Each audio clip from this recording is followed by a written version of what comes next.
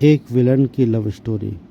आप देख रहे हैं भाग 4 और अभी तक आपने इसके पहले के पार्ट्स नहीं देखे हैं तो आप मेरे चैनल पर जाकर इसके पहले के पार्ट्स आप देख सकते हैं। चलिए स्टार्ट करते हैं। कोमल तनु को लेकर रणधीर के रूम की तरफ गई और कमरे के बाहर ही रुकते हुए बोली, बेटा तुम अंदर चली जाओ।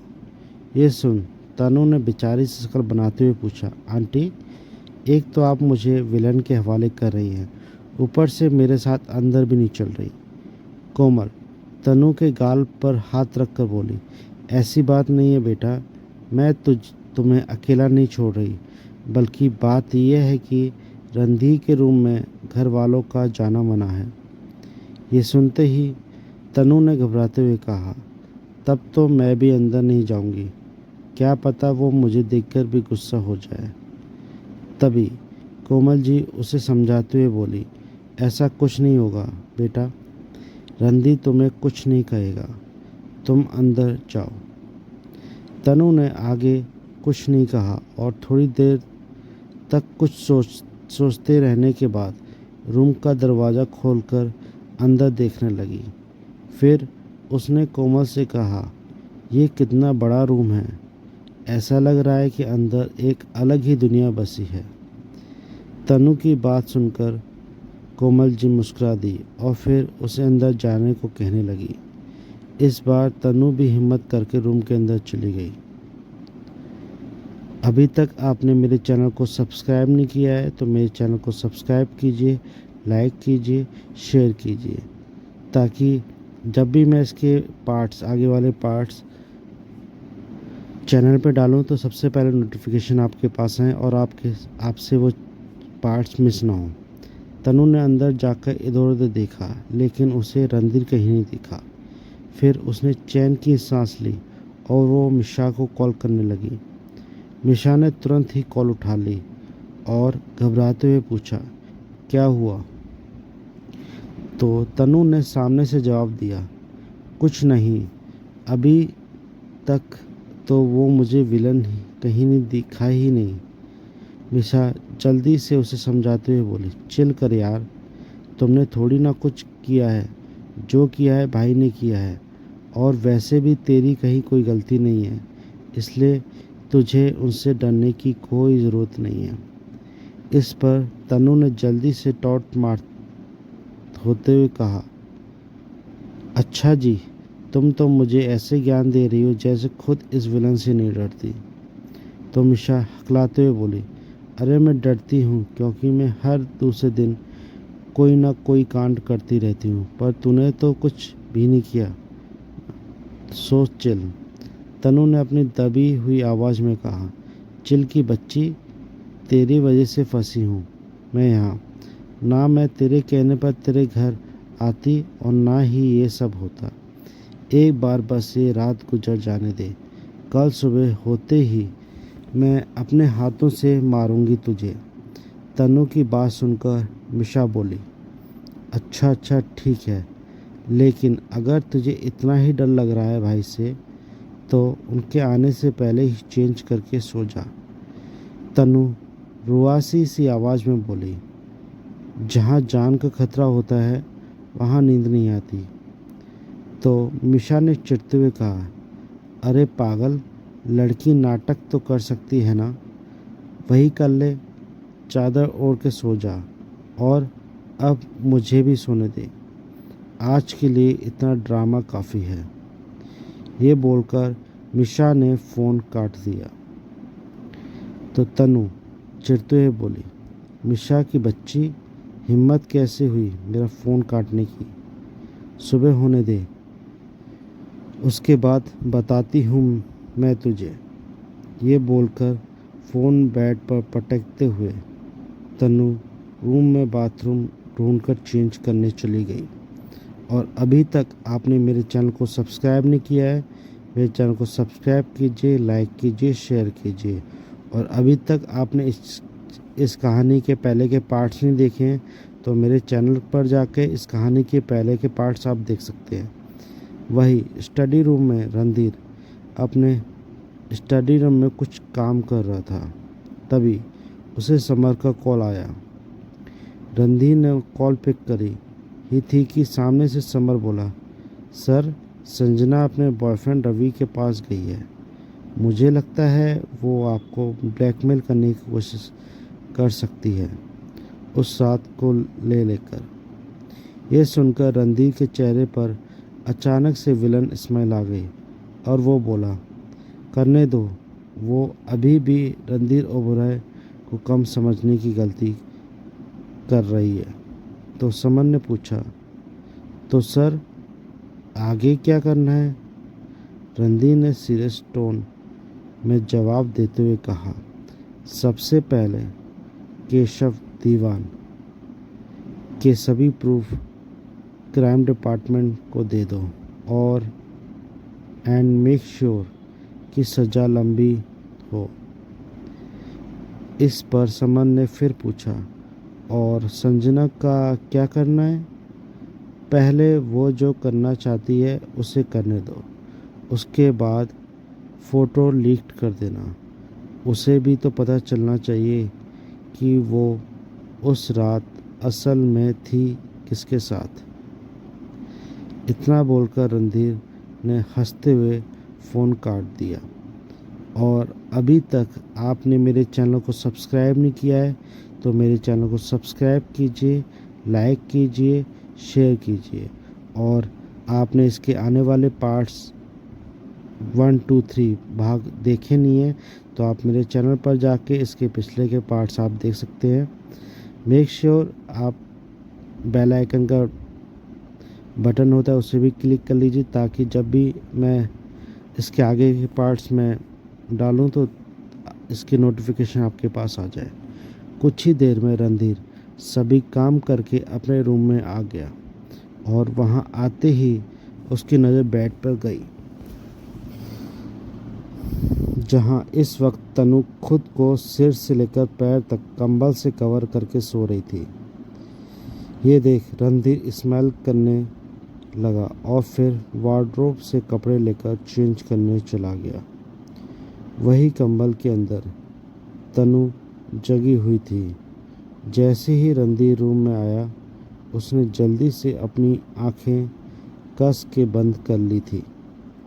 तनु खुद से ही बुदबुदाते हुए बोली, ओ गॉड, पता नहीं आज डर की वजह से नींद भी कहाँ चली गई है।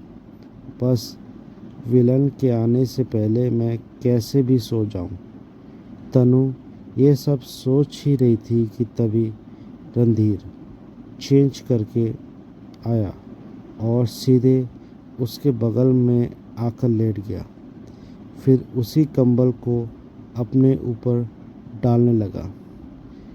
इस सब के बीच तनु की दिल की धड़कन ट्रेन से भी तेज स्पीड में चलने लगी थी, जिसका पता रणधीर को भी लग गया था। रणधीर जान चुका था कि तनु सिर्फ सोने का नाटक कर रही है, इसलिए उसने तनु को अपनी तरफ पलटा और उसके मुंह से कंबल हटा दिया। उसने देखा कि तनु ने अपनी आंखें कसकर बंद करी हुई हैं और वो सोने का नाटक कर रही है।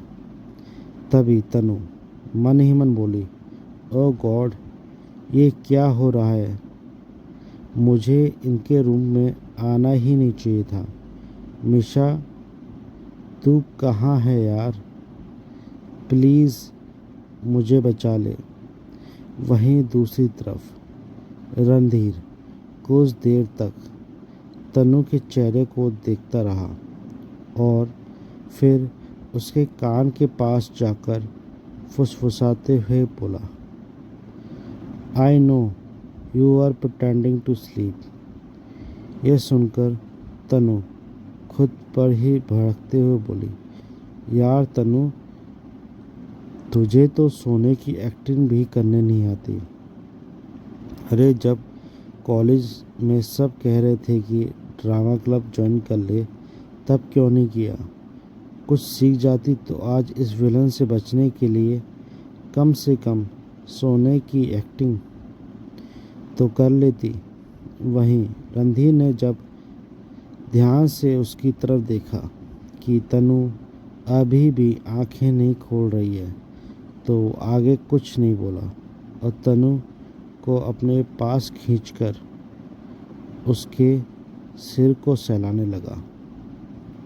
अभी तक आपने मेरे चैनल को सब्सक्राइब नहीं किया है तो मेरे चैनल को सब्सक्राइब कीजिए, लाइक कीजिए, शेयर कीजिए। और अभी तक आपने इसके पिछले के पार्ट्स नहीं देखे हैं तो मेरे चैनल पर जाके इसके पिछले पार्ट्स आप देख सकते हैं। रणधीर से बचने के लिए तनु सोने का नाटक कर रही थी और रणधीर ये समझ चुका था। उसने तनु से बात करने की कोशिश की लेकिन तनु ने आंखें नहीं खोली, तो ये देखकर रणधीर ने भी अपनी आंखें बंद कर लीं और तनु का सिर सहलाने लगा। रणधीर की इस हरकत पर तनु तुरंत अपनी आंखें खोलकर रणधीर को गौर से देखने लगी। रणधीर ने इस वक्त अपनी आंखें बंद कर रखी थी और तनु ने पहली बार उसे इतने करीब से देखा था। रणधीर को इतने करीब से देखते हुए तनु का दिल और भी तेज से धड़कने लगा और वो मन ही मन बोली, ये विलन तो है लेकिन हैंडसम विलन है। ये कहते ही उसने अपने कानों में रणधीर की आवाज़ सुनाई दी, मुझे देखना बंद करो क्योंकि मुझे देखने के लिए अब सारी उम्र पड़ी है, अभी के लिए सो जाओ। रणधीर की बात सुनते ही तनु ने घबराकर जल्दी से अपनी आंखें कसकर बंद कर ली और रणधीर ऐसे ही उसे अपनी बाहों में लेकर सो गया। फिर कुछ देर बाद तनु भी गहरी नींद में सो गई। सुबह का वक्त। रणधीर की नींद खुली ही थी कि उसकी नज़र तनु के मासूम चेहरे पर पड़ी। तनु सोते वक्त बहुत मासूम और प्यारी लग रही थी। रणधीर कुछ देर तक एकटक तनु को देखता रहा। आज उसकी ज़िंदगी की सबसे सुंदर सुबह थी क्योंकि जिससे वो प्यार करता था वो उसकी बाहों में आराम से सो रही थी। इससे ज़्यादा सुकून भरा पल रणधीर के लिए क्या हो सकता था। रणधीर ने कुछ देर तनु को निहारा, फिर उससे धीरे से साइड में लेटाकर फ्रेश होने चला गया। लेकिन तनु अभी भी आराम से ऐसे सो रही थी जैसे कुछ हुआ ही ना हो। थोड़ी देर बाद रणधीर फ्रेश होकर आया। उसने देखा कि तनु अभी भी आराम से सो रही है लेकिन अब उसकी पोजीशन उल्टी सीधी हो गई थी। ये देख रणधीर मुस्कुरा दिया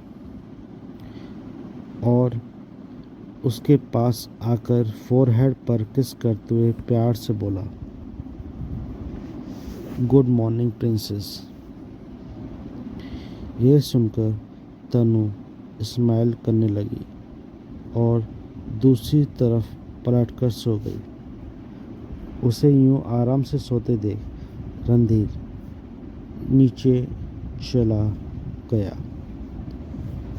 और अभी तक आपने मेरे चैनल को सब्सक्राइब नहीं किया है तो मेरे चैनल को सब्सक्राइब कीजिए, लाइक कीजिए, शेयर कीजिए। रणधीर ने नीचे आकर देखा कि हॉल में दादी, अर्नव और कोमल बैठे हुए थे। कोमल ने जैसे ही रणधीर को देखा तो वो प्यार से बोली, बेटा तुम बैठो, मैं ब्रेकफास्ट लगा देती हूँ। रणधीर ने थोड़ा गुस्से में जवाब दिया, इसकी कोई ज़रूरत नहीं मिसेस ओबराय। ये कहकर रणधीर बाहर की ओर जा ही रहा था कि तभी उसकी दादी लक्ष्मी देवी बोली, तुम आज कहाँ जा रहे हो? रणधीर रुककर बिना पलटे ही बोला, ऑफिस। तो दादी ने उसे समझाते हुए कहा, लेकिन बेटा, तुम्हारी कल ही शादी हुई है और आज तुम ऑफिस जा रहे हो। अभी तो शादी की कई रस्में बाकी हैं। जब रणधीर ने ये सब सुना, इस पर रणधीर ने पलटकर अपनी दादी की तरफ देखते हुए पूछा, कैसी रस्में दादी? दादी ने उसे समझाते हुए कहा, बहुत सी रस्में होती हैं शादी के बाद, तो आज तनु की मुंह दिखाई है। ये सुनकर रणधीर ने थोड़ा गुस्से में जवाब दिया, तनु की मुंह दिखाई नहीं होगी। मैं नहीं चाहता तनु के बारे में किसी को कुछ पता चले। उसके लिए ये सेफ नहीं है। रणधीर की बात से सहमत होते हुए अर्णव ने कहा, रणधीर सही कह रहा है माँ। अभी ये सब तनु के लिए सही नहीं है। वो अभी बहुत छोटी है। उसमें इतनी समझदारी भी नहीं है कि वो बाहर के लोगों को हैंडल कर पाए। अभी तक आपने मेरे चैनल को सब्सक्राइब नहीं किया है तो मेरे चैनल को सब्सक्राइब कीजिए, लाइक कीजिए, शेयर कीजिए। और अभी तक आपने इसके पहले के पार्ट्स नहीं देखे हैं तो मेरे चैनल पर जाके इसके पहले के पार्ट्स देख सकते हैं। आप बेल आइकन का बटन भी दबाइए, जिससे कि जब भी मैं आगे की स्टोरीज में डालूं तो आपके पास इसका नोटिफिकेशन आ जाए। तो दादी ने भी कुछ सोचते हुए कहा, ठीक है, अगर तुम सब यही चाहते हो तो यही ठीक है। नेक नहीं होगी मुँह दिखाई, लेकिन पहली रसोई की रस्म और एक पूजा करवानी है, वो तो कर सकते हैं ना? अर्णव ने जवाब दिया, हाँ, ये ठीक रहेगा। तो दादी बोली, ठीक है, लेकिन हमारी नई बहू है कहाँ? तभी दादी की तरफ आती हुई मिशा ने हंसकर कहा, वो तो पक्का घोड़ा तबेला बेच के सो रही होगी। और क्या कहा आपने? रसोई की रस्म? तनु अच्छे से पानी गर्म कर ले, वो भी मेहरबानी है। रणधीर कुछ देर तक सब की बातें सुनने के बाद फिर से ऊपर अपने कमरे की तरफ चला गया। उसने अंदर आकर देखा तो वही हुआ जो मिशा ने कहा था। तनु अभी भी आराम से सोई हुई थी। रणधीर ने उसे आवाज़ लगाते हुए कहा, तनु उठ जाओ, सुबह हो गई है। तो तनु नींद में ही बोली, बस थोड़ी देर और प्लीज़। रणधीर ने एक बार फिर से जोर देते हुए कहा, नहीं तनु, अभी उठो। जब रणधीर ने देखा कि तनु अभी भी नहीं उठ रही है तो वो उसके पास गया और उसने तनु के ऊपर से चादर खींच ली, जिससे तनु गुस्से से उठकर आंखें मसलते हुए बोली, हिम्मत कैसे हुई मेरे ऊपर से चादर हटाने की? पर जैसे ही उसकी नज़र रणधीर पर पड़ी तो वो तुरंत चुप हो गई। तभी रणधीर ने उसकी तरफ तिरछी नज़रों से देखते हुए पूछा, क्या कह रही थी तुम अभी? तनु धीरे से बोली, कुछ नहीं, सॉरी, वो मुझे पता नहीं था ये आप हो। रणधीर तनु को ऐसे देखकर थोड़ा सा मुस्कुराया और फिर उसे फोरहेड पर किस करते हुए बोला, जाओ, रेडी हो जाओ, नीचे सब तुम्हारा वेट कर रहे हैं। तनु को जैसे ही ये एहसास हुआ कि अभी अभी रणधीर ने उसे किस किया, वो तो उसे थोड़ा अजीब फील हुआ और वो जल्दी से बेड से उठकर रूम से बाहर जाने लगी। उसको बाहर जाता देख रणधीर ने कंफ्यूज होते हुए उससे पूछा, अब तुम कहाँ जा रही हो? तो तनु ने रुककर रणधीर की तरफ देखते हुए कहा, वो मिशा के रूम में फ्रेश होने जा रही हूँ। मेरे कपड़े वही हैं ना। रणधीर आगे कुछ कहता उससे पहले ही दरवाज़ा पर किसी ने नॉक किया। अभी तक आपने मेरे चैनल को सब्सक्राइब नहीं किया है तो मेरे चैनल को सब्सक्राइब कीजिए, लाइक कीजिए, शेयर कीजिए। और अभी तक आपने इसके आगे वाले पार्ट्स नहीं देखे हैं तो आप मेरे चैनल पर जाके इसके आगे वाले पार्ट्स आप देख सकते हैं। तो रणधीर ने उस ओर देखे बिना ही अंदर आने की परमिशन दे दी। तभी एक सर्वेंट हाथ में एक थाल पकड़े हुए अंदर आई और अंदर आते ही बोली, सर ये बड़ी मैम ने तनु मैम के लिए भेजा है और कहा है कि वो आज यही पहनेंगी। ये सुन रणधीर ने एक नज़र उस थाल में रखे कपड़ों को देखा और फिर बोला, ठीक है, इसे यहाँ रख दो। उसकी बात सुनकर वो सर्वेंट सामान लेकर रखकर वहाँ से चली गई। उसके जाते ही रणधीर ने तनु से कहा, अब तो तुम्हारी प्रॉब्लम सॉल्व हो गई, अब जाओ और जल्दी से रेडी हो जाओ। तनु ने रणधीर की बात सुनी और उस थाल में रखी हुई साड़ी को देखकर मन में बोली, प्रॉब्लम सॉल्व हुई है कि बढ़ और गई है। मुझे तो साड़ी पहनना ही नहीं आता, अब मैं क्या करूं? मिशा को बुला लूं? ये कहते हुए तनु कुछ सोचने लगी और फिर खुद से ही बोली, नहीं नहीं, मिशा को बुलाया तो जितना मुझे आता है वो भी भूल जाऊंगी। ओ गॉड, कहाँ फंसा दिया आपने मुझे। आखिर रणधीर लोगों से क्यों छुपाना चाहता था ये इस शादी को? क्या रणधीर करेगा तनु की साड़ी पहनाने में मदद? जानने के लिए देखिए इसके आगे वाले पार्ट्स। कैसे निकलेगी तनु इस जंजाल से?